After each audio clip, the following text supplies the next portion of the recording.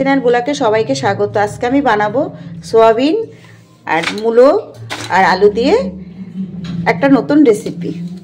এর জন্য আমি দুটো মূলো নিয়ে নিয়েছি, অল্প একটু সোয়াবিন নিয়েছি আর আলু নিয়েছি।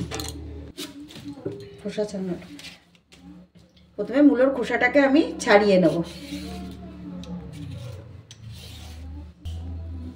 খোসা ছাড়ানো হয়ে গেছে, এবার টুকরো টুকরো করে নেব মূলোটাকে।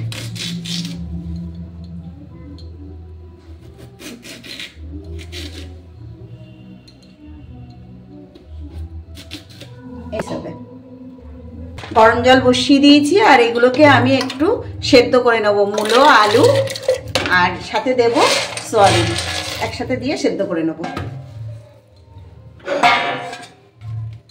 মূলো সবজির জন্য আমি এখানে একটা মশলা করে নেব। এর জন্য আমার লাগবে জিরে, তো জিরে দেবো আর দেব ধনে আর দেব কাঁচা লঙ্কা। আমি একটা পেস্ট তৈরি করব। কড়াইতে তেল দিয়ে দেবো। আলু আর সোয়াবিনটা সেদ্ধ করে রেখেছিলাম, জলটা এবার আমি ঝরিয়ে দেব। তেল গরম হয়ে গেছে, একটা তেজপাতা দিয়ে দেবো ফোড়নে। আর এখানে নিয়েছি দারচিনি, লবঙ্গ আর এলাচ। আর দিয়ে দেবো একটু জিরে, ধনে, জিরে আর এই যে কাঁচা লঙ্কার মশলাটা দিয়ে দেবো। একটা টমেটো নিয়ে নিয়েছি, টমেটোকে পিস পিস করে নেবো।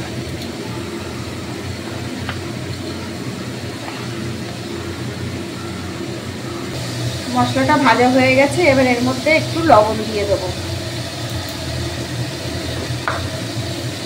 দিয়ে দেবো হলুদ, আর যে টমেটোটা কেটে রেখেছি টমেটোটা দিয়ে দেবো, দিয়ে আবারও ভালো করে কষিয়ে নেব। আর দিয়ে দেবো কাশ্মীরি লঙ্কার গুঁড়ো, একটু নাড়াচাড়া করে নেব। অল্প একটু জল দিয়ে দেবো, দিয়ে মশলাটা আবার একটু নাড়াচাড়া করে নেব। এবার এই সেদ্ধ করে রাখা মূলো, সয়াবিন আর আলুটা দিয়ে আবারও কষিয়ে নেব।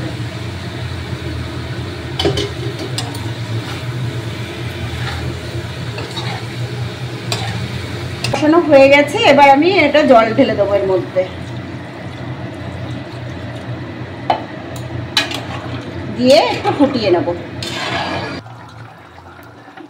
এবার আমি এর মধ্যে দিয়ে দেবো গরম মশলা,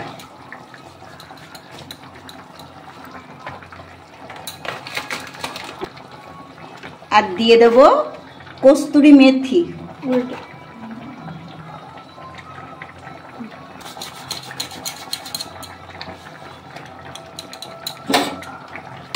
আর এইভাবে মূলো রান্না করলে মূলোর কোনো গন্ধই থাকবে না, আর খেতেও খুব সুন্দর হবে। রান্নাটা হয়ে গেছে।